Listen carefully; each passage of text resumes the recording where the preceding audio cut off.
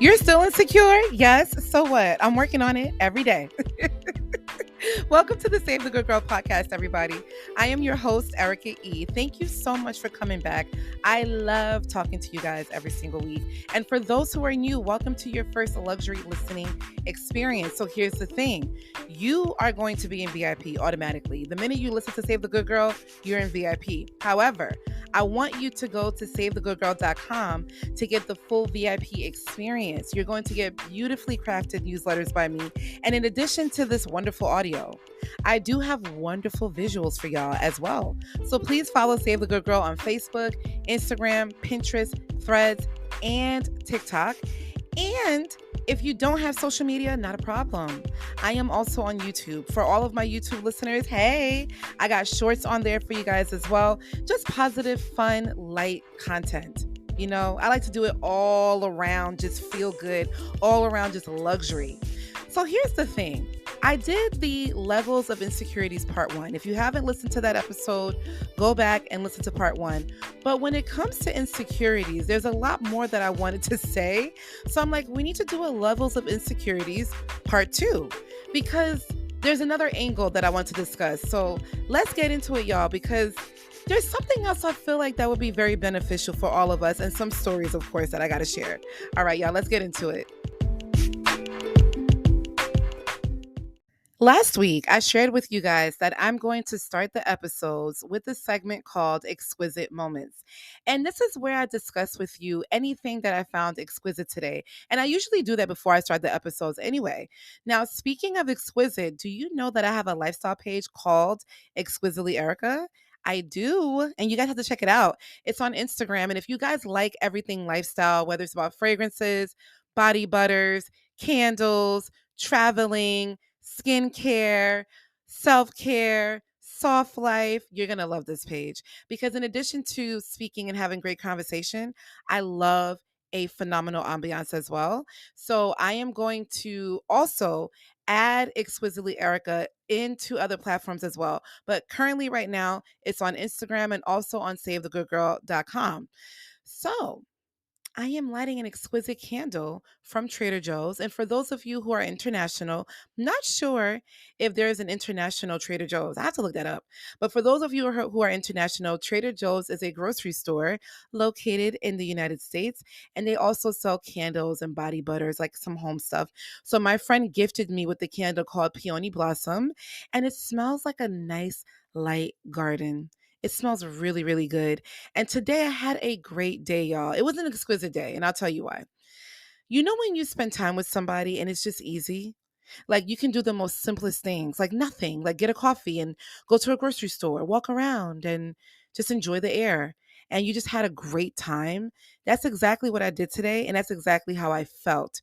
So I met up with one of my friends and we got coffee at this Russian coffee spot. Ugh, that coffee is so good, y'all. It was in Brooklyn, so good. And then we went to TJ Maxx and Marshalls, which is also a discounted store in the US. I wonder, is there a TJ Maxx and Marshalls internationally too? Hmm. I don't know. If you guys know, please let me know. But we went to TJ Maxx and Marshalls and the weather was great. The weather was great. We were walking slow, just nice and easy. We went to the store, just kind of walked around, didn't really need anything. But I did have to do an exchange at Marshalls. I bought a body lotion. I don't know why I did that because I don't like body lotion. I like body butters. So I went to go exchange it. Well, I went to go return it. And then I went to the perfume section because I can't help myself, even though I do not need another bottle of perfume. But I came across this Discovery fragrance set from this company called Memoir Archives. And a Discovery set is where you have like a different array of fragrances from the brand. So you can like kind of smell everything that they offer instead of getting the full bottle. So this set came with 4. And I'm like, ooh. So it was kind of closed. And I'm like, I don't want to buy something and I don't know how it smells. So I lightly opened it up so I can just, kind of see before I and decide to spend my money on it. And y'all, I have to say, every single fragrance from this set I actually really love. So there's one called Destination Unknown, and the notes are California poppy, agave, nectar, and desert marigold. It smells so good. And I love how they described it. Like, I'll give you as an example. This one says, inspired by the freeing moments of traveling with no destination, wind in your hair, freedom in your veins, music blasting, and taking in the beauty of your surroundings. It's like, ooh, okay. Then they have another one called Garden Party. And the notes on that one is jasmine and blooming magnolia. Smells really, really good. There's another one called By the Sea. I love this one. Sunny Dunes, mandarin peel, and magnolia blossom. Smells really good. They love magnolia up in here. And then the last one they have is called Wish You Were Here. Mm. Seems like really cozy. This one has summer rain, toasted almonds, and fresh ground coffee. I love that. And this one is saying coffee is running through the grinder, warm biscotti are placed out on the cafe counter, and a quiet melody plays through the patio speakers while warm rain trickles down the umbrella you sit under, overlooking the cobblestone streets. Distance is no measure for the love that makes us feel alive again. Okay, Memoir Archives. Like, that was nice. Whoever wrote that was nice.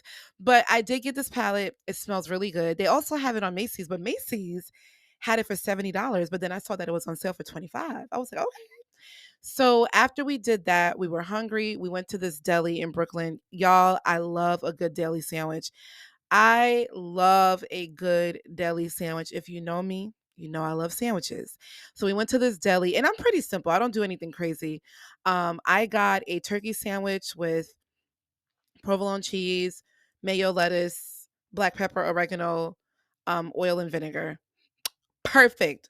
Perfect, perfect. And then we just had conversations, and it was a wonderful time. It was a wonderful day. And I said to her, "Okay, girl, I got to go cuz I need to record and get to my peoples." So, yeah, y'all, it was great. It was a great day. I'm here with you guys. You guys know I love talking to y'all. I love talking to you guys, and I'm excited to talk to you guys today.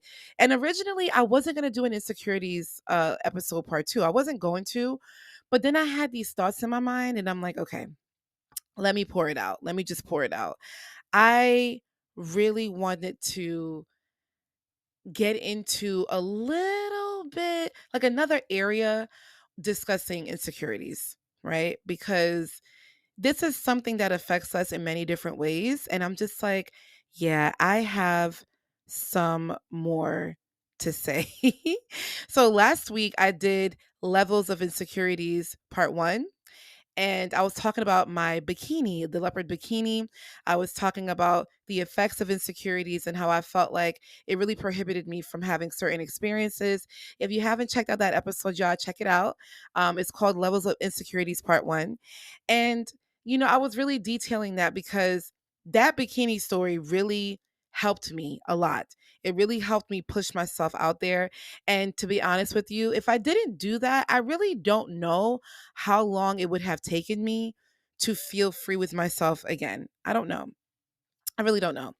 And what I've learned is that insecurities, there is no even playing field. I've realized that the feeling of insecurity, it's not equal and it's not leveled, meaning you can be very secure in one area and completely insecure in the next. So what does that mean? That means that you can be secure at work. You are a boss, you are doing things, you are getting things done. Everybody loves you. You are phenomenal at what you do. But when it comes to romance, you're not that secure. When it comes to your family, you're not that secure. And there is an underlying cushion of insecurity, but it is dispersed in different ways and in different areas. So I feel like most people have a level of insecurity from something. And that's okay. But I think it becomes a problem when it stops you, when it stops you from really living the way you want to live. And when you start to realize that something has to be done about it, because if we continue to keep doing the same thing, are we really living life authentically? I don't think so. I don't think so. And I feel like we don't really take the time to be present and really acknowledge that, okay, I'm doing great at work, but I can't talk to my partner. Why can't I talk to my partner? You know? Or I'm great with my family, but I don't feel secure with my friends. Or I feel very secure with my friends, but I don't feel secure with my family. So that's when I've realized that insecurity and confidence can 100% live at the same time. It's not like, oh, I'm just insecure. Because I think upon meeting me, you wouldn't think I have insecurities. A lot of people don't. They're like, you're insecure. I'm like, yeah, all the time. I have my moments, I have certain things that bother me, but there's levels of it. Because even though I have my insecurities, like, don't play with me, right? Don't play with me. But there's levels of insecurities because I've seen it happen with me. I've seen myself be really secure. And it's not even like fake. And this is where other things start to come in where you feel fake, you feel off. But it's like you really are doing great at work. You really are great with your family. And then what happens is when we are alone and it's just us in our minds, us in our heads, us in our space, that's when things start to get a little loud. And the question that we have to ask ourselves is, what are the triggers? What are the triggers that causes the insecurity to be inflamed? What are the triggers that we have that makes the insecurities grow into discomfort?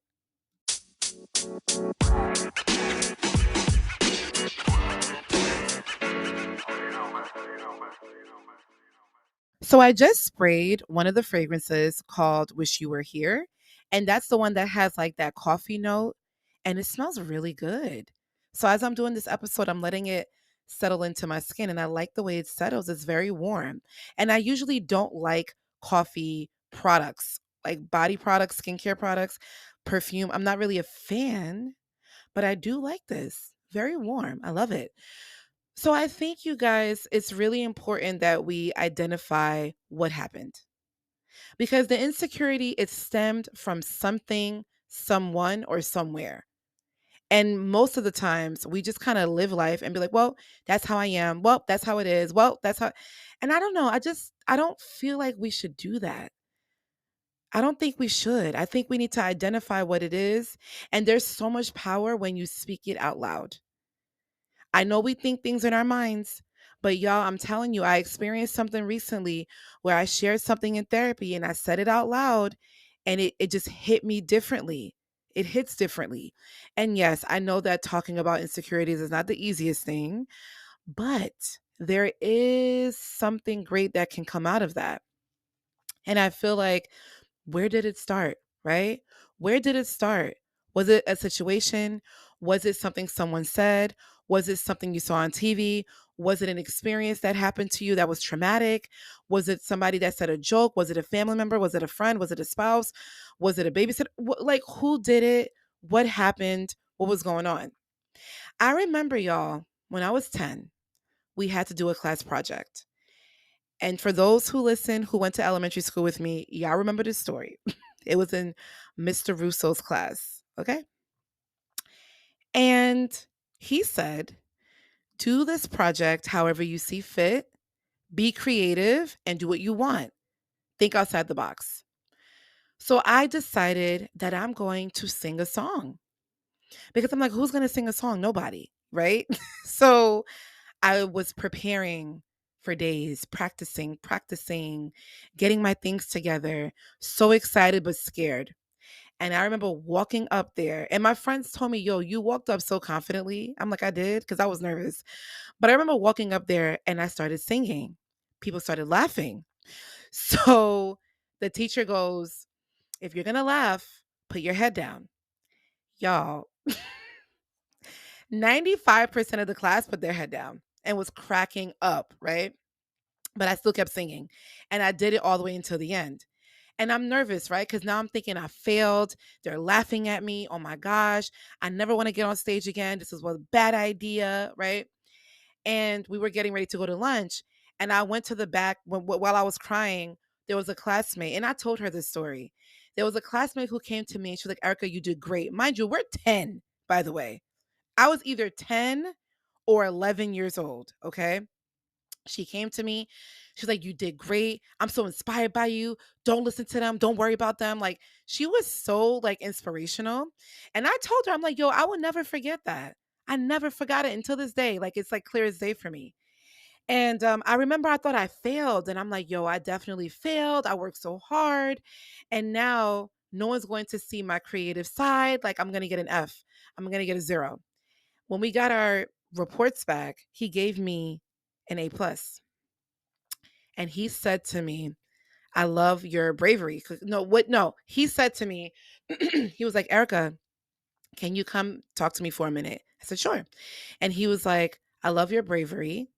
Cause he held on to my report. I'm like, why are you holding on to mine? I'm like, oh God, I failed. I failed. So that's when I found out he gave me an A plus because he said he loved my bravery. He thought it was very different. And I did the most unique project. And I was like, oh my God, thank you. Although it ended well, although it ended well, it still affected me. If you fast forward now to me being 15, okay? When I was 15, I was in dance school and we had a recital and you had to audition to have a solo. And there were like 25 girls who auditioned, right? But I got the solo. So here we go. Another opportunity to be on the main stage. So I'm practicing. I'm excited. When I got the call back, I was so, so excited. I'm practicing every day after school, on the weekends, every morning, every night, listening to the same song. And the song that I was going to sing was Monica's song, For You I Will. And that song is I will cross the ocean for you. I will go and bring you the moon. That one. So I am rehearsing. I am practicing. I am excited. I am ready to go. The day of the recital, I am dressed. I have my sparkly outfit. It's all good. And we are online because we're going one act after the other. The director's running back and forth. And I remember I grabbed her and I said, I can't sing. She goes, what? Right? Because like she's frantic. I said, I can't sing. She was like, what happened? I'm like, I don't feel good. I don't. She was like, what do you mean? What's going on? Are you okay? And I'm like, no, I threw up earlier and I lost my voice. Ah! And I'm doing all of that. So she goes, oh my God, Erica, are you sure you can't? Like, do you want to try? Let's practice. Let's drink some tea. You want some tea? I'm like, I can't. So the second person they were going to choose, they asked her. She goes, yes, I'll do it. And she was my friend. So we were practicing this song together. So she was like, Erica, are you sure you can? I'm like, no, girl, I can't. Oh my God. So because they have everything queued up, ready to go, somebody had to go. So she went and she knew the song. She knew the song. And I remember being on the line with my sparkly outfit. My mom and dad are in the audience. They're expecting me to have a solo because I've been rehearsing this, you know, for weeks, right? For days. I didn't come out. And I remember when I saw her coming out and she was singing, when she was done, she got a standing ovation. And I thought to myself, that could have been me. That could have been me. Why didn't I go up there? Why didn't it was an immediate regret, y'all. Immediate regret. And I didn't feel good. I was actually very disappointed in myself. And that day, after the recital and everything, I told myself I would never do that again. I would never have the opportunity to be on a main stage and shy away from it ever again. And I'm still working on that until this day. Because now, as we're getting older, we have something called imposter syndrome where you feel fake. And I still go through that. And I'm like, why am I doing this? Like, sometimes I question what I do with the podcast. I question what I'm doing with Exquisitely Erica. I question what I'm doing with the blog. I'm questioning everything. Are they going to get it? Will it help somebody? Are people really listening? And I'm just like, I feel very like off. I feel very off, you know? And I'm like, why do I do that? So there's still an element of what happened when I was 10. And I fight for her. I fight for her because I know where my intentions were, and God created me to be a speaker. Because I've always been put in these positions, whether it's in school, whether it's in group projects. It's like, oh, Erica be the lead, Erica do this, Erica, and I'm like, I don't want to. Why you always asking me to do it? But He prepared me to do it, and I know I have insecurity. I know I've been through some things. I know that it's been challenging for me, but I can't let that stop me from doing what I have to do. I can't let that stop me from celebrating myself. And recently, y'all, see, now I got to let y'all know. Recently, I have been featured on this publication called Shout Out Atlanta. So it's shoutoutatlanta.com. And there's an article published about me and Save the Good Girl. And I want you guys to check it out. And I'm talking about how I started Save the Good Girl and some other questions they were asking me. And I'm really excited about it. However, I still get weird of celebrating myself, even though it's important. And I'm like a little insecure, like, oh my God, like I still go through this. I still go through it. And I think that is something that we have to constantly work on as we advance in our lives. It's not just like oh yeah, I feel insecure, but I'm good now. It's like, sometimes you might have some moments that really does affect you. And it's just like, I don't want that to be what happens for the rest of my life. I don't want to downplay my accomplishments. It's a big deal. It's a really, really big deal. So I think it's so important that we think about who said it, what happened, how did it affect us in real time, right now. It's not just, oh, that happened when I was 10 years old. That happened when I was 9 years old. A lot of our issues stems from our childhood, y'all. A lot of them. We have to reparent ourselves. We have to soothe ourselves. We have to nurture ourselves. When they talk about the inner child, we need to take care of that person because that's who's really running our lives. You know what I mean? A lot of our decisions are made from what we either had or didn't have as a child. So if you don't correct it early, you will spend the rest of your life really seeking, you know, certain things and understanding like, why am I this way? Why do I feel so insecure? Why am I making these decisions? Why am I so annoyed? You know what I mean? Because that's not how we're going to live our lives luxuriously. And then we also have to question who is magnifying the insecurity.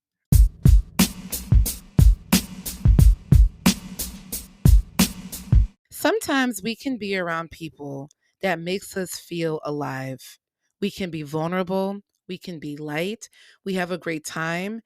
They are positive, they are encouraging, they are honest with us, they are a safe place. And when that happens, we feel like we can share.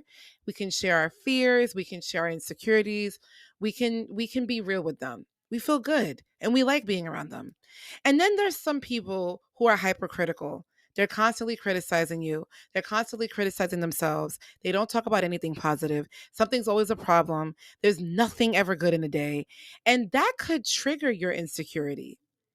And if you have a hypercritical parent or a hypercritical sibling or a hypercritical spouse or a hypercritical boss, that will make you second guess your decisions every single time because you never feel like you are capable of making the right decision. So therefore you are nervous. So either you don't do it at all or you're kind of scared to share your thoughts because you don't want to seem stupid, you don't want to seem off, you don't want to say the wrong thing. So that's why it's so important to identify who makes you feel that way. Because that person, you should be around them less. And that's why, guys, this is where it becomes complicated for people, where you have to love people from afar, including your family. Oh yeah. Oh yeah. Love them from afar. It's not good for you. This is where the boundaries have to come in. Because as you start to work on yourself and you start to identify where these things are coming from, it could be from your friends, it could be from your parents, it could be from your kids, it could be from your coworkers. And it's like this person just I don't feel good when I'm around them, right? I don't feel good. It's already enough for us to be in our own minds. And when you have somebody else externally magnify it, that's not a good thing. And I'm not talking about somebody who loves you and who wants to give you like sound advice. I'm not talking about that. I'm talking about somebody who really makes you feel less than, who makes you feel small. That's not someone you want to be around. That doesn't help you get yourself to a level where you're really putting yourself in a space to fully be authentically you. And I don't think that when you let your insecurities hold you back, you are not authentically you because we're going to have it. That's okay. But when it stops you and it consistently stops you, that becomes a problem. And I don't care how old you are. I don't care how old you are. I have a beautiful woman who is in my grief group, and I still go to my grief group every Monday. Hey, girls, she is in her 70s and she is learning to live.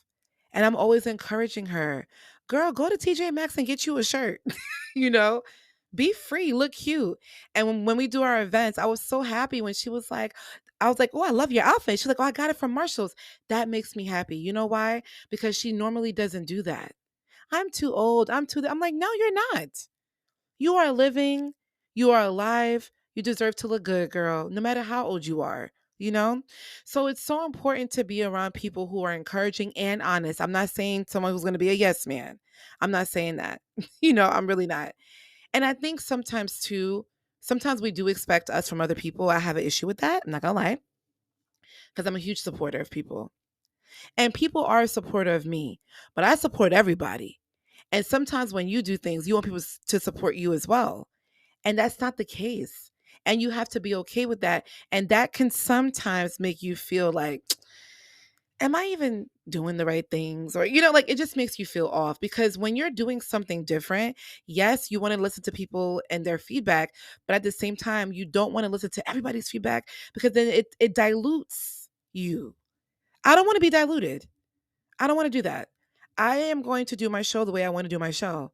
It's working for some people. People are liking it and it's growing and I'm so grateful for that. I don't want to be diluted. I can learn different tools and resources. I'm always down for that. But in terms of how I am being me, no. No. I don't want to change that.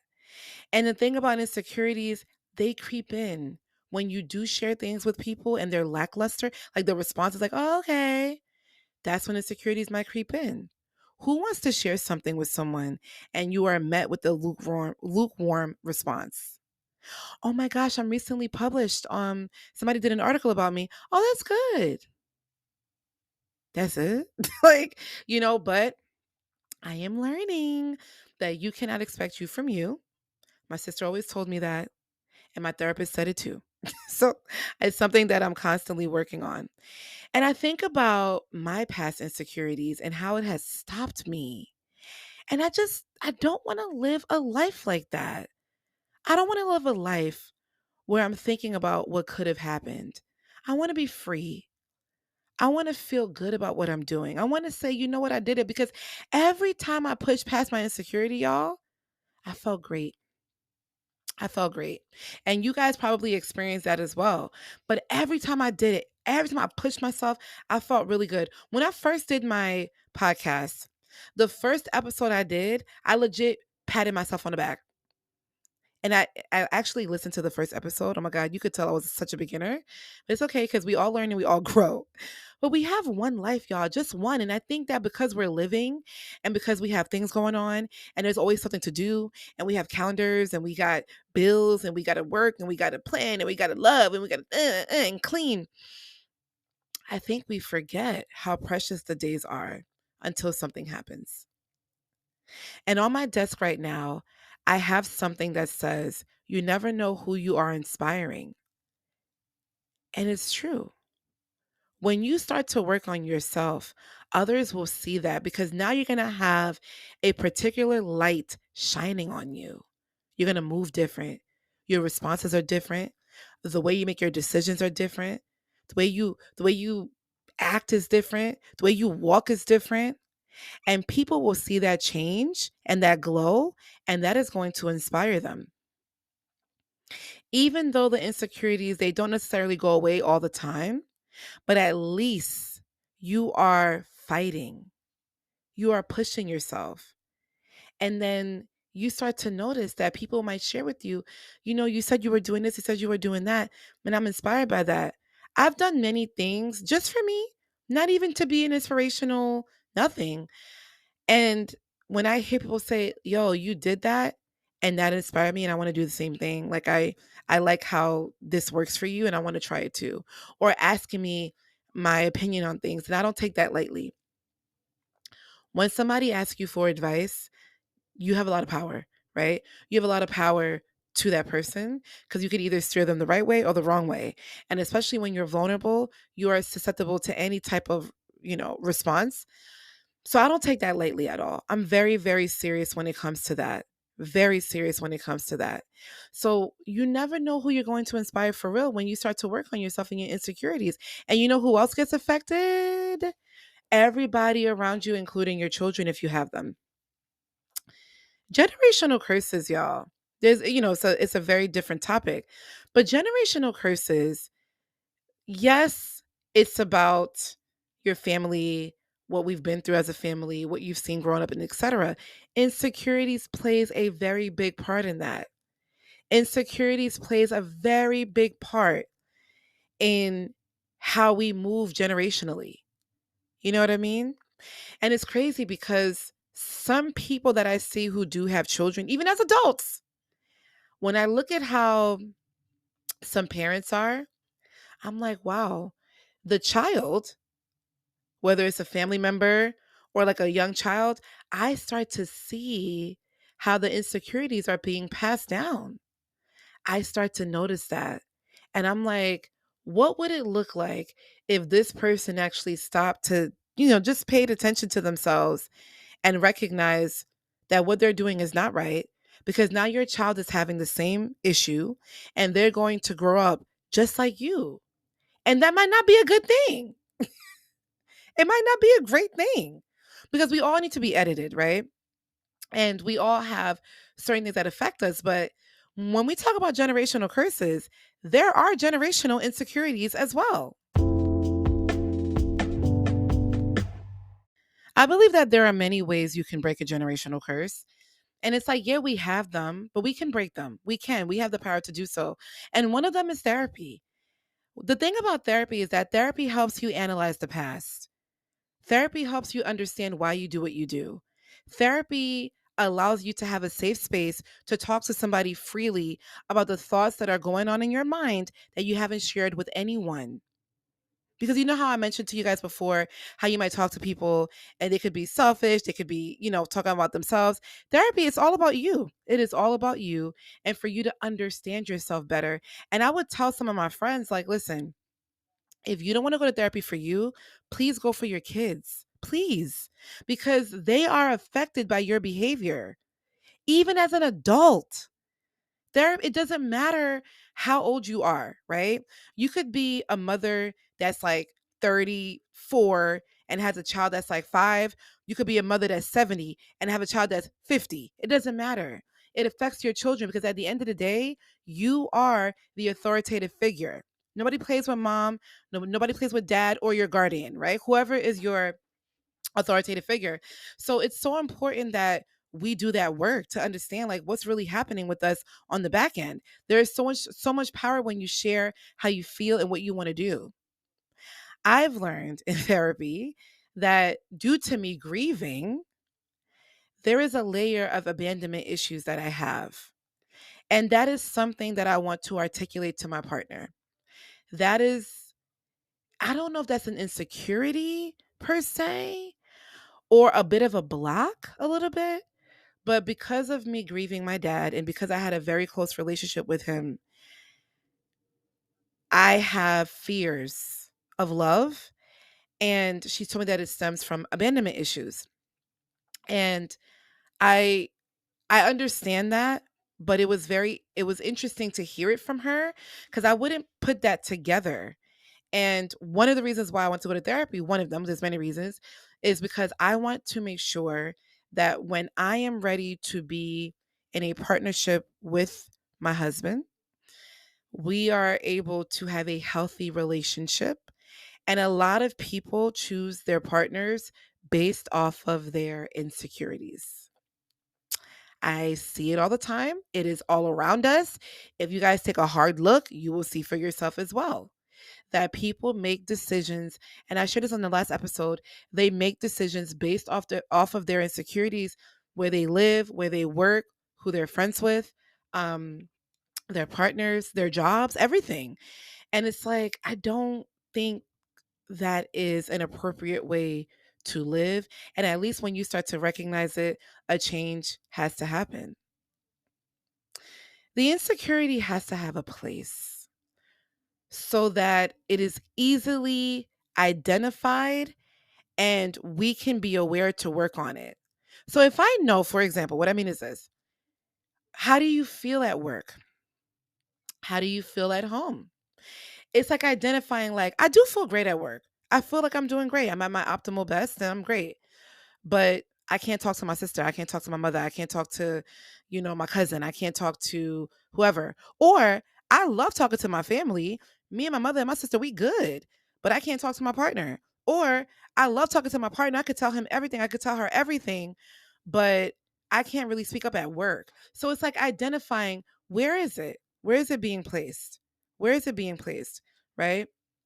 Being mindful of who makes us feel this way. How do we feel this way? And what do we have to work on? Because there is so much going on a daily basis, and we are trying our best at all times, and it creeps in. But then it's like, okay, if I feel this way, and another big factor is that people can sense that. Oh, yeah. Sometimes, y'all, insecurities are loud. You think it's only you. You think it's in your mind. Oh no. Mm-mm. I remember doing a leadership training, right? For the sales team. And I remember I said to them, "Can you guys tell when somebody's insecure?" They said, "Yes." I said, "How?"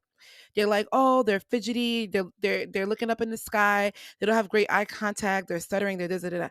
I said, how can you tell when somebody's confident?" "Oh, they're this, they're that, they have great posture, they're speaking very clearly." Da, da. And the reason why we had this conversation is because, as a salesperson, if you don't seem secure about what you're talking about, people are less likely to spend money with you. If you have to ask your manager every 5 seconds for help, people are less likely to trust you.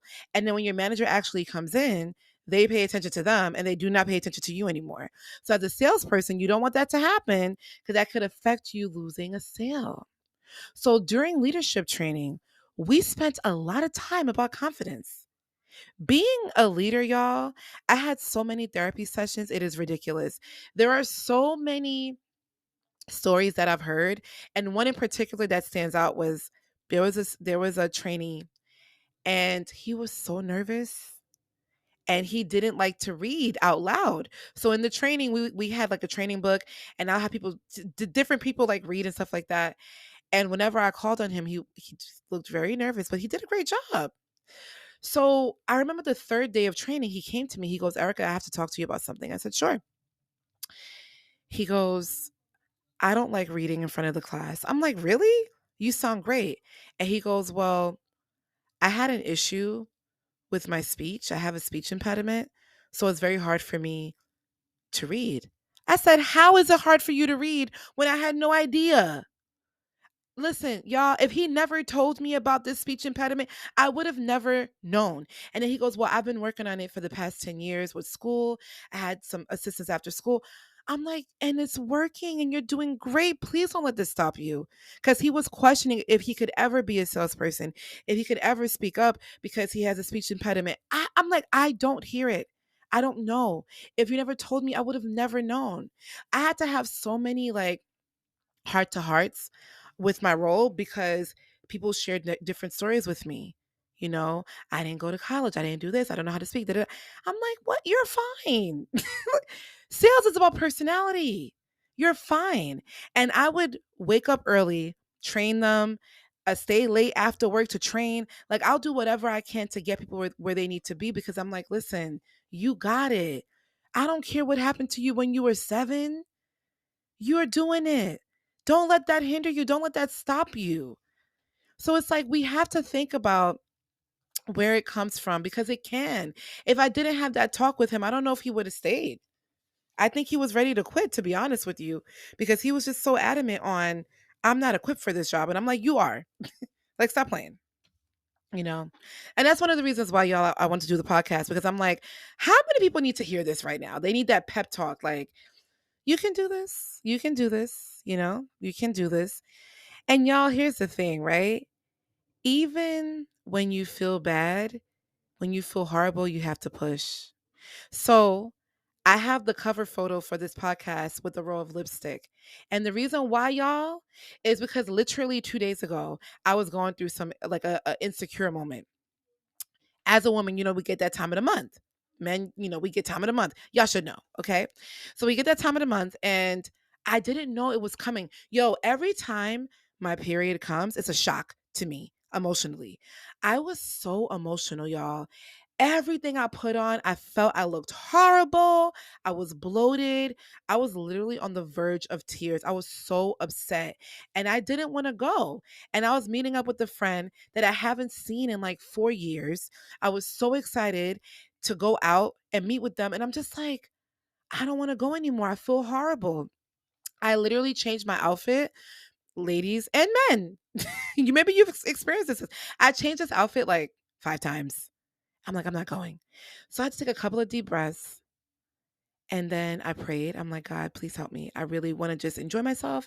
I feel horrible. Please help me. Please help me. And I put on some lipstick. I put on some lipstick. And I'm not going to lie. After I put on the lip, I felt like I was like ready to go. I put on the lipstick. I put on some perfume. I finally found something where I didn't feel horrific in.